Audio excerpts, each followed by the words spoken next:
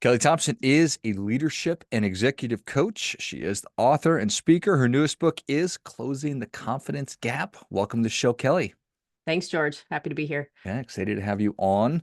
Tell us a little bit about your personal life, some more about your work, and why you do what you do. Yeah, so personal life, I'm married to my awesome husband, Jason. We are empty nesters. We have an adult child, so that's been a new thing for us this year. But, when we go to work, I'm actually a corporate veteran. So I spent, over 15, almost 20 years working in the banking, financial services industries, mostly male dominated. And so I knew what it was like to be one of the only women in the rooms where decisions were made. And to be quite frank, I struggled with a lot of doubt and imposter feelings and speaking up and feeling awkward. But, when I was in banking in that time, we didn't talk about this sort of stuff. And so, as I progressed throughout my career and eventually went off on my own to be a leadership and executive coach, running my own training and consulting practice, especially after the pandemic, when my business took a big hit, I asked myself, gosh, what would I do for free? What would I do if I wasn't making any money? Because during the pandemic, I wasn't making a lot of money. And I reflected a lot in my time of being in corporate America, where I loved to coach women to speak up and negotiate because I spent a lot of time in human resources. And that's really where I decided to focus in and laser in on my coaching and speaking practice was helping women advance to the rooms where decisions are made, helping them advocate, speak up, find themselves oftentimes, as a confident leader in those rooms where they might be an only. And that's ultimately what led me to write the book as well, Closing the Confidence Gap, because it addresses both just some of the systemic issues, I think, that cause a lot of doubt and imposter feelings in women and in people of color through lack of representations or systems or policies, but it also gives them practical tools to thrive in spite of those systems, because we aren't going to change the systems overnight. Dang it. Although we sure try. And so that's how I spend the majority of my time today now, is through coaching, training, those sorts of things. And did you make the right decision? I did. Sometimes my clients will be like, hey, would you ever come and work for us? And I'm like, I would be your most terrible employee. I would not work the hours you want me to work. I was like, I have my own schedule. I'm like, I am officially unemployable. I love being my own boss. With all of its challenges, I couldn't go back. I'm just not fit for corporate consumption anymore.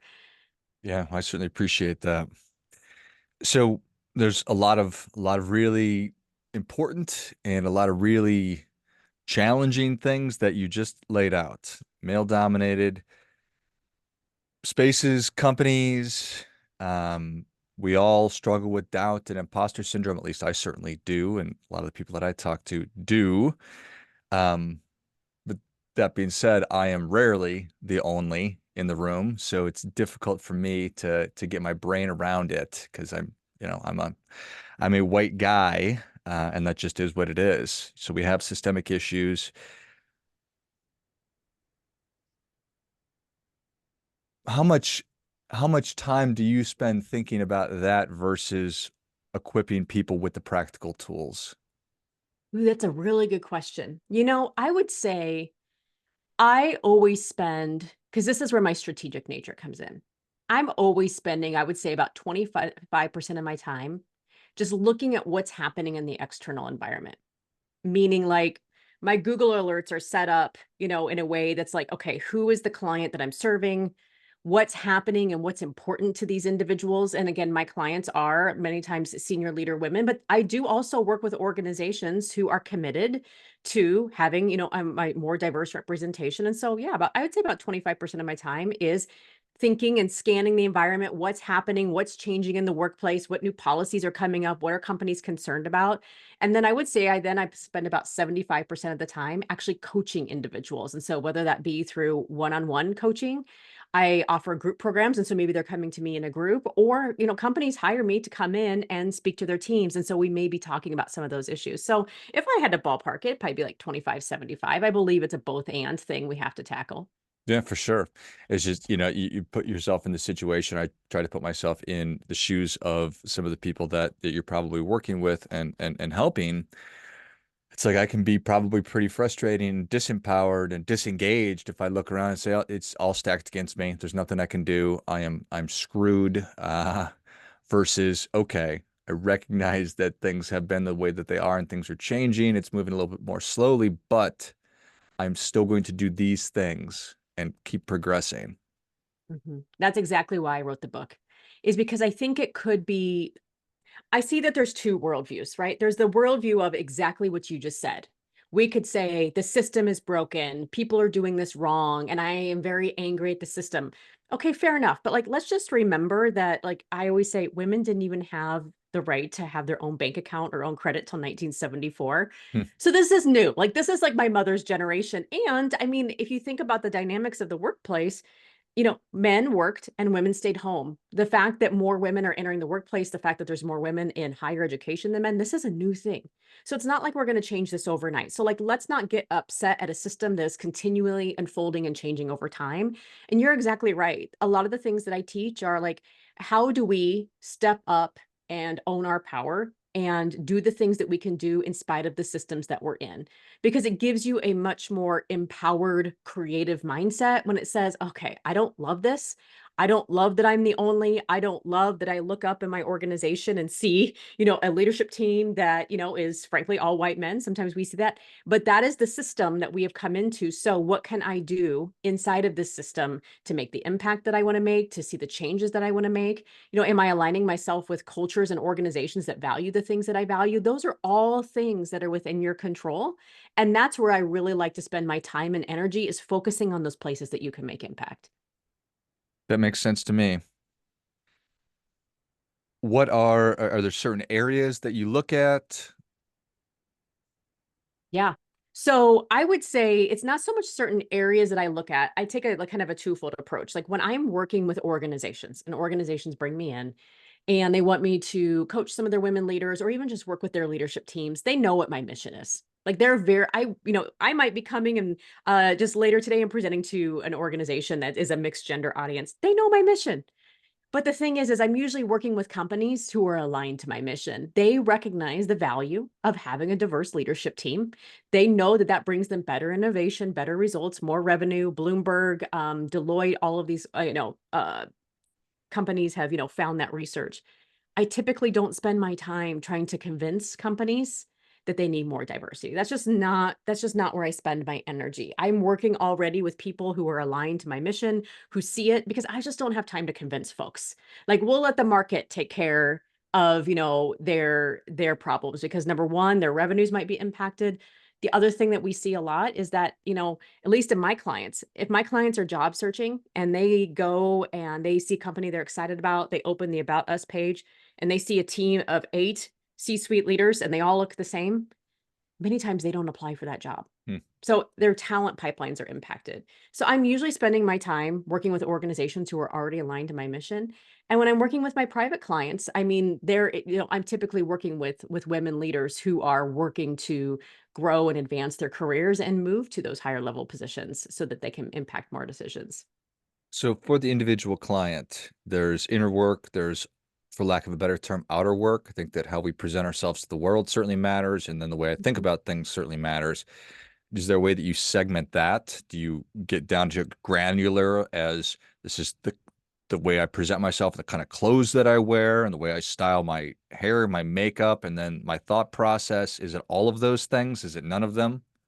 I would say some of those things. I don't get into the hardcore like image. I actually have my best friend is a stylist and I send those folks to her. But here's what I do focus on. So my philosophy is called clarity and confidence. And so when I'm working with someone one-on-one, the first thing that we focus on is clarity. And the very first thing that I make all of them do is we define what our values are. We define what we stand for as a leader. Because I think sometimes values get a bad rap. They're on a company's webpage. It's just marketing language, but we don't follow through on it. But the way that I define values is like, what do you want to be known for as a leader? Like when you have to make a really tough, unpopular decision, what values are you leaning on so that when you get criticized for that decision, because you will, that you feel good about standing firm and nope, I made this because it's in alignment with my values. How do I communicate hard news in alignment with my values? How am I making sure that I'm working for an organization that values what I value so that when times get tough, like I still feel good about working there? And I often tell my clients, you often know what an organization values by where they spend their money. So that can help you really identify what's a good fit for me career-wise. So we start with values. What do I stand for as a leader? The next thing that we do, if I don't know how familiar you are with the Enneagram, but I have everybody do an Enneagram assessment. This gives them some really awesome insight into what motivates them, what their strengths are, but it also gives them some really eye-opening information about where their blind spots are. And kind of what could be having them as a tail as what could be having them by the tail as a leader, and holding them back from really like moving into this highest leadership self that they could be and show up as work. And then the clarity piece is I do a unique genius 360 assessment with everyone, and so that gives them some clues onto what's that makes them unique as a leader, because I think all too often, especially when I'm working, I see it actually with men because I have coached men, but I see it with women, and they feel like they need to show up like the leader that was there before them to be successful. And so this just really helps bring them clarity on what is that unique thing that only you can offer. So between the values, the Enneagram, the unique genius, they really get a lot of clarity on who I am as a leader. What do I stand for? What does that mean in terms of how I'm going to show up, how I'm going to make decisions, and how like do I lead with my unique strengths so I stop all this compare and despair business. And then typically the remaining part of our time together is spent on confidence. And that's just working through the stuff that comes up when you are a leader. I got a new manager. I have a direct report that is struggling. I'm applying for this job. I'm not getting the promotion that I want. I'm overwhelmed. How do I delegate? I mean, how do I present myself well in this meeting? I mean, you get it. Like that's just when the stuff comes up. And so there we're working on strategies and tools to help them, be the clear and confident self they want to be in those moments. I think that that's great, and it makes all the sense in the world to me.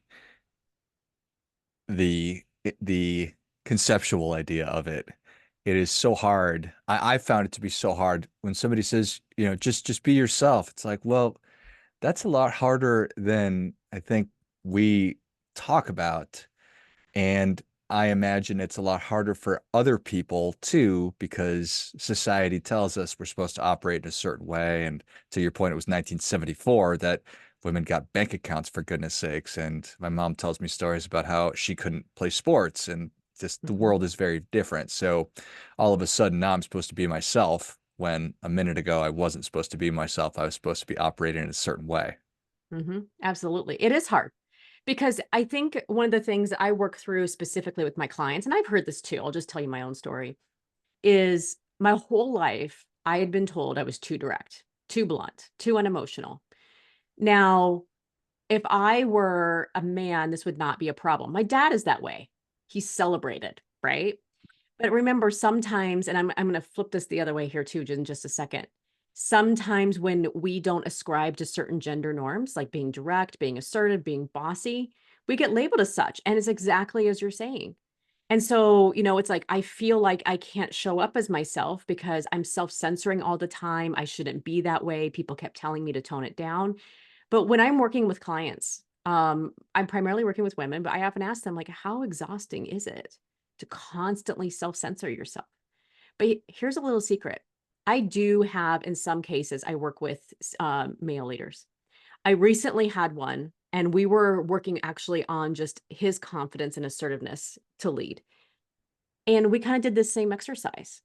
And one of the things that he told me was that he felt like his collaborativeness or his like slow, conscientious decision making was not one of his strengths because he did not fit some of the stereotypical masculine male leadership norms that were like celebrated in that company.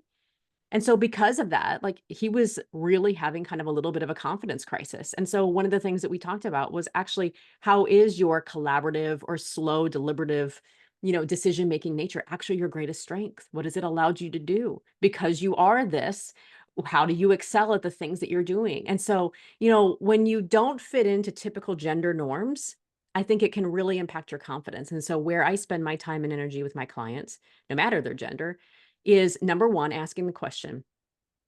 So for me, because I am direct, what has that allowed me to do? Well, it allows me to communicate really hard information sometimes. Because I am direct, where has that been an asset? Well, I've been overseeing HR, I've been a coach. Sometimes I have to, especially as an HR person, I had to tell people hard things. that nobody wants to tell people. You have to let people know that their benefits are changing, or sometimes there's been a reorganization, or we've made a hard, decision. That's an asset in those times. However, what I really coach folks to do is to say, okay, well, we don't need to be direct, um, and blunt or overly assertive for its sake, because sometimes that can cause disconnection. Same thing with my client who was like very slow, deliberative, collaborative decision maker. Sometimes when we overdo that, it's not helpful either. So, how do we blend these approaches in alignment with our values? So, this goes back to some of the values work I've done. My core values are love, respect, family, creativity, and learning. And so when I think about being direct, I will never not be direct. I was born direct. I came out direct. I've been direct since I was 3 months old, is what my mom says. So it's like, okay, well, how can I be direct and loving? Because that's one of my values. How can I be Hmm. direct and respectful? So when I'm working with my clients, sometimes in a coaching conversation, I ask permission to share some maybe difficult observations that are hard to hear, but that may help their performance. And so how do I deliver that, direct yet with a lot of love, direct with a lot of respect. And so, I think sometimes when we think about how do we show up as ourselves, even when it doesn't look like a certain mold, well, we can use those strengths in the opportunities where we see we need to use them, but how do we blend them in alignment with our values so that we are using it in a way that's moving everyone forward, not creating disconnection and disharmony, et cetera. But like I also tell my clients, like, hey, listen, this is why it's so important to know what you stand for as a leader, because sometimes people aren't going to like your approach, and that's okay. And you just have to be okay with like not of like knowing that not everybody is going to love you all of the time, and that's just part of life and it's part of leadership. But when you know what you stand for as a leader, it makes it easier to lead in a way that feels authentic to you, knowing it's just not going to make everybody happy all the time. Do these kinds of conversations can always be tricky. Do you think that that's a more female characteristic of people pleasing and wanting to make everybody happy all the time? Or You do men do that too? you could say that it is. However, I've seen it across the board. It just shows up in different ways. So I might see women um people please in terms of like saying yes to things when they probably should be saying no. Yeah. But I've also seen, and I'd be curious if I could flip the tables on you to Yeah. see if you people please at all, because I've seen my male clients avoid giving hard feedback because Hmm. they don't want to sever a connection. Like I actually talked to a CEO recently where he self-admittedly, he goes, "Sometimes I think I try to keep my teams happy by withholding probably critical feedback I should have given 3 months ago." So I think we all do it. It's just the way it sneaks out in different ways. I don't know what's been your experience with that, but Yeah, certainly. It's when I try to pay really close attention to, for lack of a better term, cultural issues, even though cultural issues become business issues. And one of the things that really sticks out to me is when I hear Black people talking about, well, I it's like code, I talk in codes or I have different codes. And I think to my, and that just in the context of this is the way that I talk to my coworkers, this is the way I talk to my family, this is the way I talk to my friends. So I have to be showing up in these different ways. I'm like, well, that's what I do too, which is why it's hard to just be myself because there's certain ways I talk to my teachers when I was a student. And if I come in contact with a police officer, I'm going to talk to that person in a different way. If I'm with a girl, I'm going to talk to her a different way. So everything you're talking about really resonates with me. I think it is something that we all struggle with. I don't Mhm, know if women skew more towards that than men do, just kind of in general. But it goes back to why it's so important that I know myself and mhm. that I'm not just trying to act in a certain way that I think I, as an executive or a C-suite person, ought to be acting. I want to act like myself in these Mhm. situations. That could be a really fun study. I'm sure there's probably, if I Googled it hard enough or set up some Yeah. Google alerts, we could find some gender-based studies on who conforms or adapts or appeases more at work. But that could be fun, some fun research. Yeah. Homework for all the listeners. Yeah, for sure.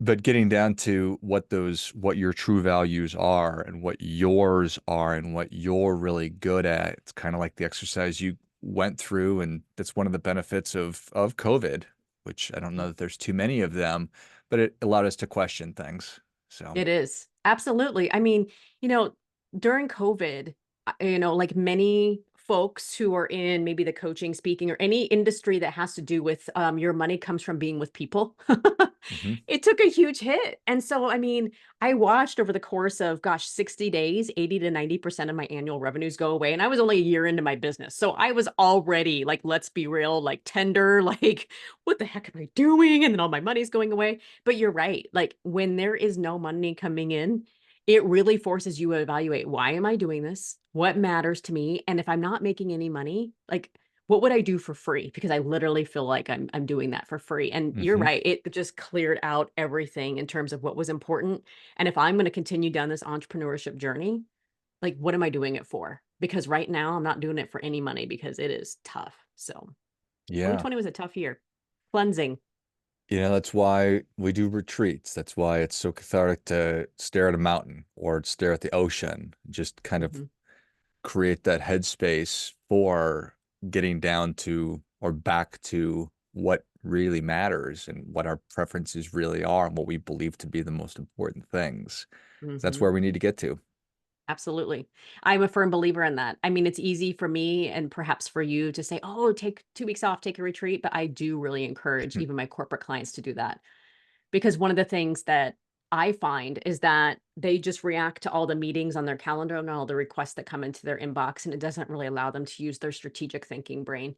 And as they accelerate in the organization, setting aside that time to be strategic is really important. Whether it's a no meeting Monday morning, or there's a certain time of the week where they have that. You and I are recording in the summer, and I'm just coming up on the time where I take off 2 weeks at the same time every summer. I take off 2 weeks at the same time at the end of every year for exactly just that, because it's amazing. And we're mountain people. So we go to the mountains to do these sorts of things. I Yeah. always say the air is thinner, so you can think clearer up there. But Mm. it's just so important because all of my creative ideas, so much of the clarity comes when I'm not thinking about work. And I know you Mhm. could probably write a soliloquy on that, but it's absolutely true. And so I really encourage my corporate clients to use the vacation they've been given and find that strategic pocket in their week every week to be that proactive strategic thing, because you can't be strategic when your inbox is firing and you're just running from meeting to meeting. Two different sides of the brain. Can't It's hard to do it at the same time. Yeah. What a wonderful way to close our conversation. That was something, I mean, we do spend so much time doing and very little time, for lack of a better term, training and practicing. And that space does, in a way, kind of give us that opportunity. So we just need space to be able to think our Mhm. thoughts and unwind and decompress a little bit, Kelly. Absolutely. And I'll just land, that's a huge thing I coach my clients on is as you accelerate in the organization, you have to shift from high achiever to strategic leader. And that comes by delegating things to folks that are no longer a development opportunity for you. Because if you are still doing and getting all your dopamine hits from the doing, you can't pause and think strategically and create the long-term visions for the organization that's required of that level of role. So wholeheartedly agree. Love it. How do you move from high achiever to strategic leader? That is the question that Kelly is going to help you to answer. Kelly, thanks so much for coming on. Where can people learn more about you? How can they engage? Where can they get their copy of Closing the Confidence Gap? Yeah, Closing the Confidence Gap is available anywhere books are sold. Folks love Amazon. And if you are an Audible listener, I do read the Audible. Folks really love the Audible version, so you can head over there. I mostly hang out on LinkedIn, and I'm at /Kelly Ray Thompson. Same thing with Instagram. You can also find me and any of my free downloads on my website at kellyraythompson.com. Excellent. If you enjoyed as much as I did, show Kelly your appreciation. Share today's show with a friend who also appreciates good ideas. Go to Kelly Ray Thompson, KELLIRAE, Thompson.com. Find her on LinkedIn as well, and then pick up your copy of Closing the Confidence Gap wherever you buy your books and start working or getting better at what Kelly and I have been talking about today. Thanks again, Kelly. Thank you. Finally, till next time, remember, do your part by doing your best.